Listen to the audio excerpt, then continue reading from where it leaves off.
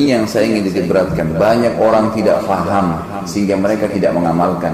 Puasa 9 hari di awal bulan Zulhijjah. Banyak orang mengatakan Ramadan, ustaz-ustaz kita menyampaikan berpuasalah, ibadahlah, beginilah, motivasi, hadisnya banyak disebutkan. Benar itu, tidak salah. Benar. Tetapi jarang diantara ustaz-ustaz kita, Allahu a'lam, saya pernah ceramah di depan para dai-dai, mereka juga baru tahu. Banyak mereka yang tidak paham masalah ini. Kalau ternyata ada hari-hari yang mengalahkan Ramadan, itulah 10 hari pertama bulan Zulhijjah. Kalau misalnya lebaran nanti tanggal 24, berarti mundur 9 hari dari situ. Atau tepatnya 10 hari ya. Jadi inilah 10 hari saudaraku, hari-hari emas. Bahkan para ulama mengatakan, ini sebagian, tidak semua tentunya, ini pendapat, dan saya cenderung dengan pendapat ini secara pribadi, yang mengatakan bahwasanya 10 hari pertama bulan Zulhijjah lebih afdal daripada 10 terakhir Ramadan.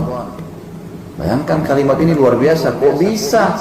Kan 10 akhir Ramadan adalah Lailatul Qadar, lebih baik daripada 1000 bulan. Tetap mereka mengatakan lebih afdal daripada itu. Dari mana dalilnya? Mereka mengangkat 2 buah dalil. Yang pertama surah Al-Fajr. Surah Al-Fajr ini menceritakan atau menjelaskan di awalnya ayat 1 sampai ayat 3. A'udzubillahi minasyaitonirrajim, wal fajr walayalin 'ashr wasyaf'i wal watr. Ini 3 ayat memang betul-betul berbicara khusus 10 hari awal bulan Zulhijjah. Kata Allah SWT, wal fajr. Kita coba masuk ke dalam tafsir dan tadabburnya. Waw ini namanya waw kasam, waw sumpah. Fajr adalah waktu subuh. Allah Subhanahu wa taala menggunakan sumpah dalam kitabnya itu kalau sesuatu yang datang setelahnya hal yang penting, seperti misalnya wal asr. Demi waktu, kejar waktu itu, maksimalkan, umur kalian terbatas. Sama di sini, wal fajr. Allah bersumpah atas namanya, kejarlah subuh. Tapi perlu kita garis bawahi di sini, fajr menggunakan alif lam, wa al fajr. Alif lam ini dalam bahasa Arab namanya alif lam mu'arraf. Alif lam yang memperkenalkan sesuatu. Saya ingatkan kembali, kalau dalam bahasa Arab, misal saya janjian sama teman saya di Masjid Istiqomah, saya bilang ayo kita ketemu yuk di Masjid Istiqomah, tapi ini saya langsung Indonesiakan saja ya. Kemudian saya sebutkan nama masjidnya. Bisa juga dalam bahasa Arab, saya kalau janjian sama teman saya di Istiqomah tapi saya nggak sebutin nama masjidnya, saya bilang ayo kita ketemu di Al-Masjid. Alif lam ini sudah menunjukkan target kita. Ini yang digunakan dalam alif lam. Maka di sini Allah mengatakan wal fajr, demi waktu subuh. Tapi dengan alif lam ini berarti Allah ingin subuh tertentu. Dan ulama mengatakan, saudaraku, ini dalam waktu dekat kita akan hadapi insyaallah. Artinya adalah subuh hari raya Idul Adha. Dan Idul Adha dari sumpah Allah ini menandakan lebih afdal daripada Idul Fitri. Yang ramai Indonesia apa? Idul Fitri. Idul Adha seperti biasa-biasa saja. Padahal lebih afdal. Dari mana afdaliannya? Habis sholat Idul Fitri tidak ada perintah ibadah khusus. Tidak ada. Artinya orang silaturahim kayak tradisi Indonesia ini itu adalah tradisi kita. Karena silaturahim diperintahkan sepanjang tahun, selama umur kita ada gitu. Bukan karena sholat Idul Fitri. Itu cuma tradisi. Memang kita bebas habis sholat Idul Fitri melakukan apa saja, tapi jangan dianggap itu bagian rangkaian daripada ibadah Idul Fitri. Enggak ada itu. Artinya habis sholat Idul Fitri bebas. Tapi habis sholat Idul Adha ada ibadah kurban, ibadah khusus. Fasalli rabbika wanhar. Salat Idul Adha itu dan wanhar, sembelihlah, ada ibadah khusus. Makanya dia lebih afdal.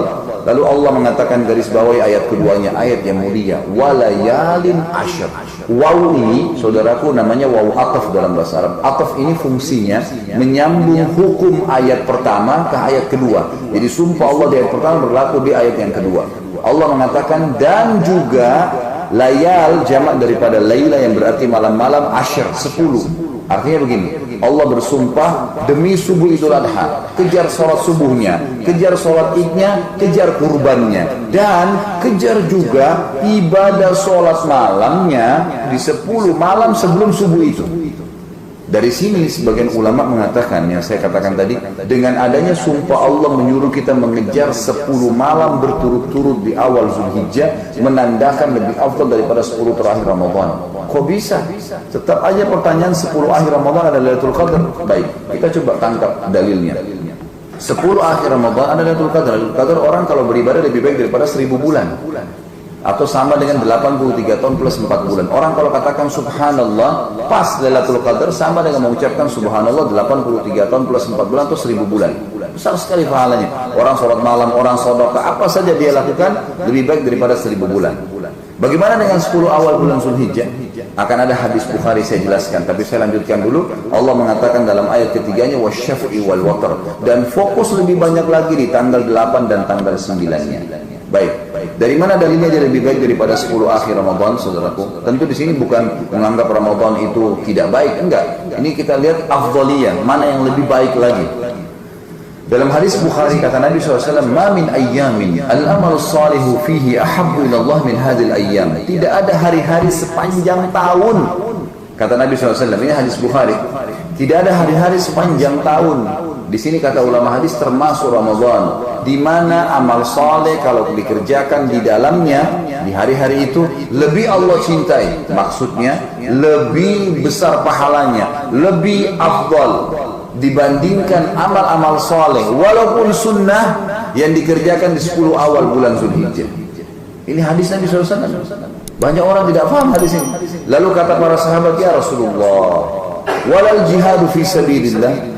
Kalau yang anda maksudkan tadi ini makna hadisnya, sepanjang tahun terkalahkan yang dikerjakan di 10 awal bulan Zulhijjah, itu bagaimana dengan jihad? Karena senyum saja dengan seorang muslim, sedekah dengan 1000 rupiah, memberikan segelas air tepat di 10 awal Zulhijjah, itu perbuatan yang paling Allah cintai, mengalahkan ibadah-ibadah di bulan-bulan lain. Maka sahabat mengatakannya, Rasulullah, jihad di jalan Allah. Jihad ini berat, keluar, meninggalkan istri, meninggalkan anak, meninggalkan pekerjaan, masuk medan perang, bisa ditangkap oleh musuh seketika, nggak ada kamar mandi, makannya susah, banyak masalahnya. Tapi begitu mati terbunuh, mati syahid, masuk surga tanpa hisab. Apa kata sahabat, ya Rasulullah, jihad di jalan Allah, makna hadisnya gini, apakah jihad di jalan Allah yang pahalanya besar, mati bisa masuk surga, juga belum bisa mengalahkan amal sunnah di awal 10 awal bulan Zulhijjah? Apa jawaban Nabi SAW? Walal jihadu fi sabilillah. Jihad pun di jalan Allah belum bisa mengalahkan pahala sunnah sekecil apapun di 10 awal bulan Zulhijjah. Ikhwani, saudaraku, ini begitu habis bulan Zulqa'dah, ingat, saya ingatkan tadi hari-hari emas kita. Apa jawaban Nabi SAW menunjukkan hadis? Ilmun kharaja min salihi wa lam yarji bidzalika bi syai'. Kecuali satu keadaan, ada seorang laki-laki yang keluar berjihad, perang, dia bawa seluruh hartanya, dia bawa jiwanya juga. Artinya dia ke sana ke medan perang itu, kalau dia punya 1 miliar, dibawa semua 1 miliar, beli senjata, memberikan makan mujahidin, pokoknya dihabiskan di jalan Allah. Dia pun ikut berperang. Kemudian kata Nabi SAW, dia tidak membawa pulang keduanya. Habis hartanya disodokahkan semua, dia pun mati syahid, baru sama pahalanya dengan amalan sunnah yang dikerjakan sekitar apapun di 10 awal bulan Zulhijjah. Para ulama mengatakan, yang mengatakan lebih awal daripada 10 akhir Ramadan begini. Kalau orang dapat Lailatul Qadar, apakah dia dapat jaminan akan selamat dari siksa kubur? Enggak ada. Tapi orang kalau mati syahid, ada jaminan selamat dari fitnah kubur.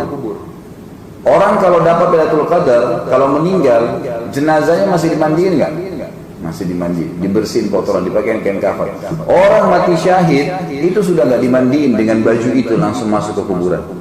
Orang yang dapat Lailatul Qadar tetap masih kena fitnah kubur, masih ditanya oleh malaikat, siapa Tuhanmu, siapa nabimu, dan seterusnya. Orang mati syahid kata Nabi SAW selamat dari fitnah kubur, nggak ada pertanyaan malaikat lagi, sudah selesai.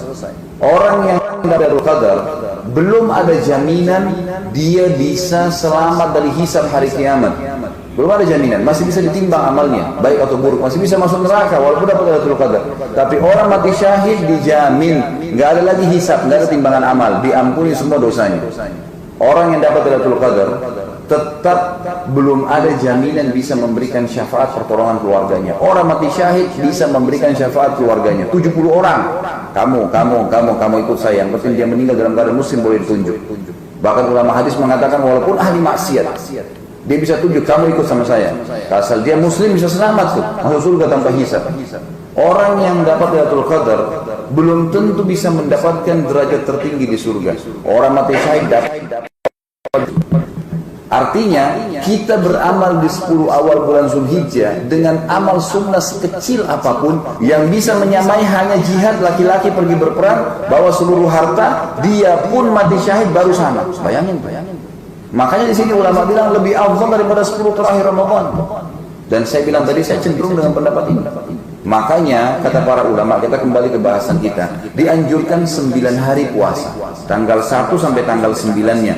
10-nya nggak puasa, tanggal 10, karena tanggal 10 itu adalah Idul Adha, kita nggak boleh puasa di hari Lebaran. 9 hari itu puasa, malam harinya sholat malam.